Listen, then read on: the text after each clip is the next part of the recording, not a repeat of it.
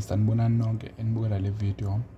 Mawubuka le video wazi ukuthi wamukelekile kule channel yethu for i-maths and physics.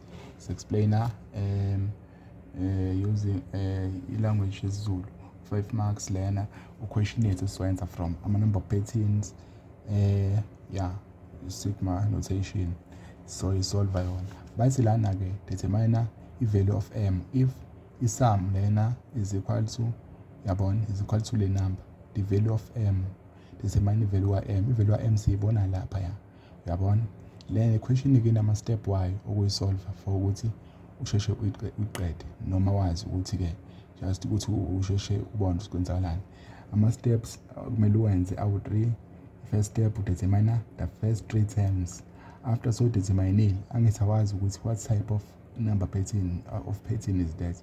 Maybe i-quadratic, arithmetic or geometric.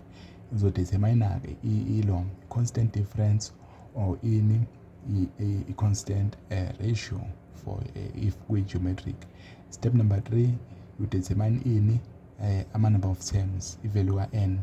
Last step number 4, determine ilokhunjane i-sigma yakhona ukuthi some formula, a suitable sum formula for that pattern. Ake siyenzeke should determine the first 3 terms yabo, the first 3 terms. Kodwa ke lokho ukwenza only if for ukufuma udetermine ama first 3 terms udetermine leyo nto only if lana is start from u1 yabona, the first 3 terms. If iqala ku1 then uvumelekile ukuthi determine the first 3 terms, but if ungekho on1 la then usungadetermine maybe the first 5 terms. Shuthi ke izohamba kanjani for first 3 terms senza kanjani? Always substitute abani u1 lapha yana yabona.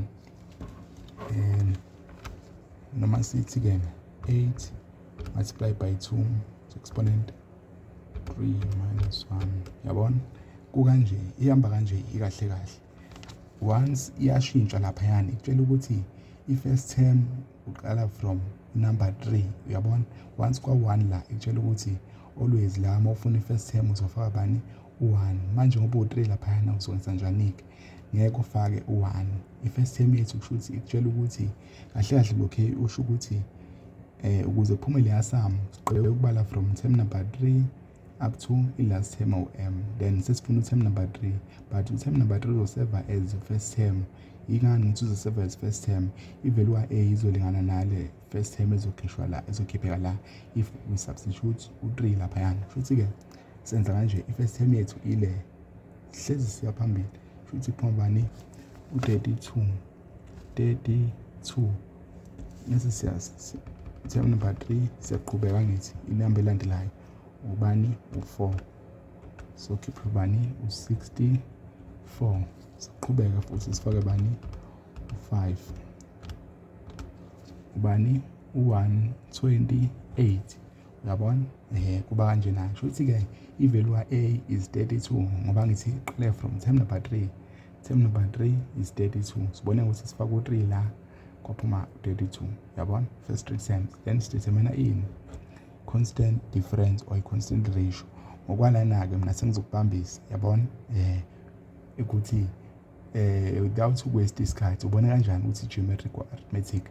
For i-geometric n term yakhona ngithi ne-exponent eno-n minus 1 yabona. Okay, is a variable ekutshela ukuthi ke since i-exponent is a variable, non-variable, kutshela ukuthi this is a geometric sequence, sum ye-geometric sequence. Shuthi ke lana uzodetermine for i-geometric sequence i-constant ratio. Kuphuma bani ke u2, 64 divided by 32. 64 divided by 32 kuphuma u2, nala kuphuma u2. Step number 2 sethu determine r. Sesithi ke step number 3 determine u-n. N is equal to i-formula top number minus bottom number plus 1. Iyona formula kumele uyazi. Top number laphana kwi-sigma is equal to ubani m, ubottom u3 plus 1 ukubani m minus 2. I-value ka-n le u-n kumele ukuthi ama-terms a-ediwe ukuthi uma ngabe u-m ewu3 isho ukuthi we added 3 terms, uyabona, we added ama-3 terms. Iyena-ke ivelu ka-n le inovelu bani shuthi-ke step number 3 sethu lesi sesiya kula step yokuthi sidetermine ini step 1, step 2, determine u-r, step 3, step number 4. Step number 4 sidetermine ini suitable sum formula. Since kuyini, this is a geometric sequence, yabo. Isum esisebenzisa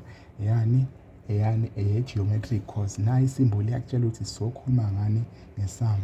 Sesiya khona isum yakhona ithini, it's Sn is equal to a r exponent n minus 1 over r minus 1. Mase ikhohliwe vele bayakunikeza ku-formula sheet. Uyazi ukuthi isum i-arithmetic geometric ino-r cause geometric no-r, yabona kanje. Bese-ke wenza njani, usubstitute. Kumele wazi ukuthi usubstitute kanjani, yabona, cause inkinga vele iba lana mase ungakhumbuli kahle. U-Sn umele ukuthi isum of certain terms. Mhlawumbe isum term 3 thina sikhuluma ngesum, asazi ukuthi ama-term amongakhi m-2 ama-terms sephelele a-ediwe. Isum u-Sn umele ukuthi iwona lo Sn wonke, bese ukuthi u-n umele inamba lawo ma-term a-ediwe. Shuthi if bekumele sifake lesikhaleni sa-n bese ufaka u-m-2, but-ke ngeke simfake cause ukhande unknown la, ubuya khande unknown laphana ku-n, yabona. Shuthi-ke into esiyenzayo yenzi u-Sn siyazi umele ukuthi isum, certain sum, nayi-ke certain sum yethu oku-131,040 is equal to a i-first term yala 32, first term from term number 3 32, u-r wethu u-2, u-n wethu u-m minus 2 minus 1 ukubani u-2 minus 1, u-r wethu is 2 then 1 kanjena-ke. Bese senza njani-ke 2 to exponent m minus 2 minus 1 is equal to 2 minus 1 1. Shuthi le nto ilina ile phezulu ephathi existayo, yabona. Shuthi-ke sesizothini-ke just ukususa u-32 we divide by 32 both sides so that izokhanseleka kule side. Shuthi-ke ithi 131,040 divide by 32 ukukhipha bani u-4095 divide by 32. Mase senza njani, sifuna u-m thina, m2 to exponent m minus 2 is equal to bani, si-transpose negative 1 engale ukuba u-4096, 4096. Yabona u-4096 ulingana nobani, no-2 exponent 12 cause la vele sisalelwe ukuthi sisolve manje u-m.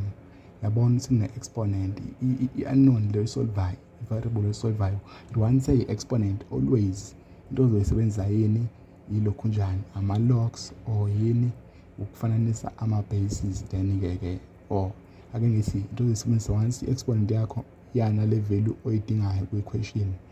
By the way sithina sidinga u-m. Ama-option ozowakhetha awu-2, it's either you use ama-log laws or user ini ama-laws of exponents, yabona. Ama-law of exponent azothini, azothi azame ukufananisa ama-bases then we equate ama-exponents. Makuhluka lapho sisebenzisa ini, ama-log laws. Ama-log laws-ke wona ahlezi ephasi, azohlezi-ke kuba lula ukuthi sisolve ngawo. Since-ke ngiyabona ukuthi mina azoconfuse ama-log laws, asiqale ngani, ama-laws of exponent m minus 2 equal to bani, 2 to exponent 12, yabona. If uyenza nje uzokwenza njani, calculate yakho casual, uzothi ubhala le answer kwi-calculate mase uthi equal to, press equal sign, mase uya ku-shift, upress shift button, mase uya-ke ku-fact, le button eno-fact ngendlela, then zobe simplified ngale ndlela. So yabona-ke bases are the same kune-equation between nama-terms oyi-2, i-term eyodwa ne-term eyodwa kumele kubalance 1-1. Then sesiyasho ukuthi always nalaba bala sekumele balingane. Futhi-ke m minus 2 is equal to 12, m is equal to 14. Then-ke sowuphasile sesiyasho ukuthi-ke ya seku-right. Or wenze njani? Usebenzise ini? From la usebenzise ama-log laws. Sithi i-exponent yethu m minus 2 is equal to log of i-base. I-base yiphi?